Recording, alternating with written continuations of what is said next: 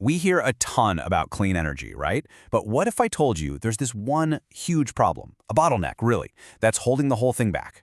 Well, today, we're going to dig into exactly what that is, and more importantly, the amazing tech that's fixing it. We'll even shine a spotlight on one of the companies leading the charge. Okay, so let's just get right to it. What is the biggest challenge for clean energy? I mean, what's the one thing that really keeps the experts scratching their heads as we try to build a truly green power grid? And the answer might surprise you. It's not making the power, it's storing it.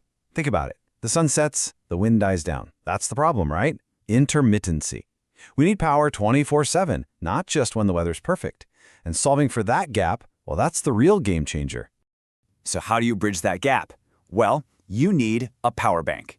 And I'm not talking about the little one you carry for your phone. I mean a gigantic one for the entire grid.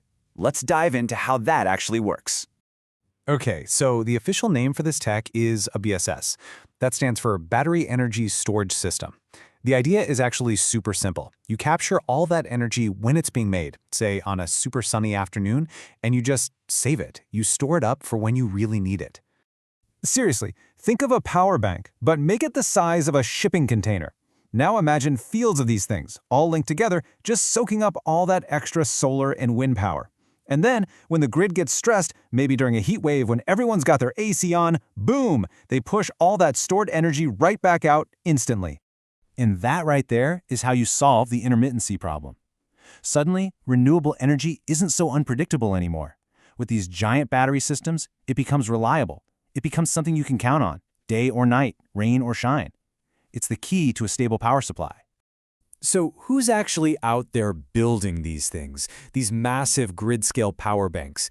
That brings us to a really great case study, a company called WHT Energy.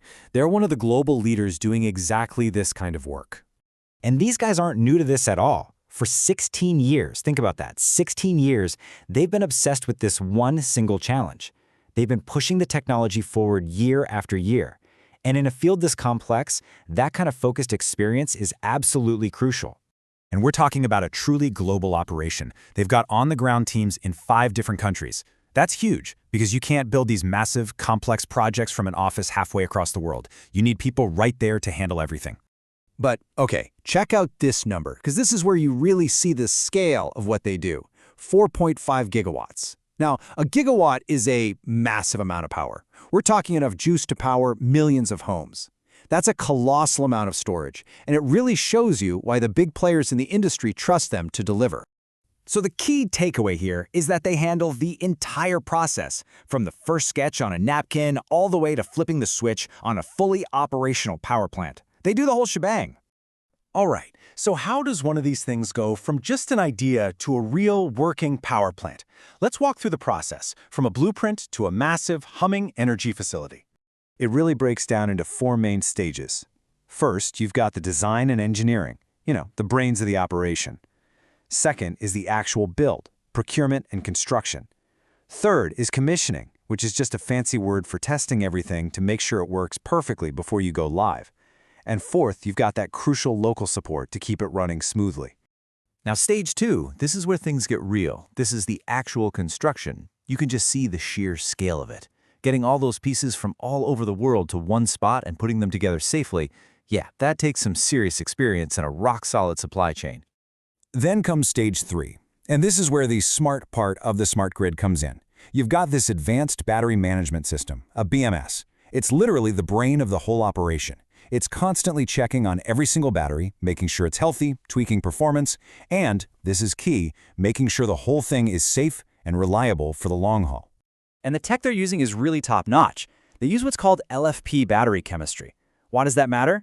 Well, for 2 big reasons, safety and a long life. These batteries are way less likely to overheat. Plus, the whole system is connected to a cloud-based platform, so it can be monitored in real time from anywhere. And of course, everything is built with top-tier parts and has all the major international certifications to back it up. Okay, so let's pull back for a second. We've talked tech, we've talked process, but what's the big picture here? Why is this all such a huge deal? Simple. This is the missing piece of the puzzle. This is what makes a truly clean energy world possible. I mean, take a look. This is what the future of energy is all about. It's not just about slapping some solar panels on a roof. It's about building an entire energy system that's smart, that's flexible, and that's resilient enough to power our lives for generations to come. You know, to pull this off, you need a very specific set of skills. You need a proven track record all over the world, you need to be an expert at plugging these new systems into the old grid, and you absolutely have to deliver on time and on budget. But beyond all that, it really comes down to being committed to that net zero future. And really, their whole mission boils it down perfectly. This isn't just a construction project. It's about speeding up a global revolution. It's about working together to change the fundamental way we power our entire planet. So let's leave it here. We've figured out how to store the sun, how to unlock the true potential of renewables. That's a huge problem solved. But, innovation never sleeps. So the question becomes, what's next? What's the next big hurdle we need to clear on our way to a truly sustainable world?